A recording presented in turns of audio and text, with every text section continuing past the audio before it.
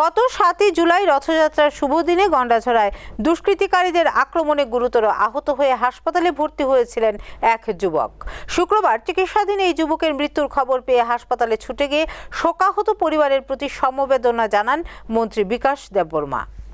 গত 7 জুলাই রথযাত্রার শুভ দিনে গন্ডাছড়া এলাকায় একদল দুষ্কৃতিকারীদের আক্রমণ গুরুতর আহত হয়েছিল এক যুবক। আহত যুবকের নাম পরমেশ্বর রিয়াং। পরবর্তী সময় আহত যুবককে চিকিৎসার জন্য ভর্তি করানো হয়েছিল জিবি হাসপাতালে। আজ অর্থাৎ শুক্রবার চিকিৎসাধীন অবস্থায় পরমেশ্বর রিয়াংয়ের আকস্মিক মৃত্যু ঘটে। আর এই খবর পেয়ে সঙ্গে সঙ্গে হাসপাতালে ছুটে যান জনজাতি কল্যাণ দপ্তরের মন্ত্রী বিকাশ দেববর্মা। তিনি হাসপাতালে ছুটে গিয়ে যুবকের পরিবারের প্রতি সমবেদনা জ্ঞাপন করেন। পাশাপাশি এই অপ্রত্যাশিত মর্মান্তিক মৃত্যুর ঘটনায় গভীরভাবে শোক বার্তা জানান। সেই সাথেই মর্মান্তিক ঘটনায় সুষ্ঠু ন্যায় বিচারের মাধ্যমেই দোষীদের দৃষ্টান্তমূলক শাস্তির দাবি করেন মন্ত্রী বিকাশ দেববর্মা।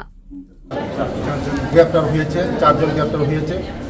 যারা দোষী সাব্যস্ত তাদেরকে একটাও রেহাই দেওয়া হবে না।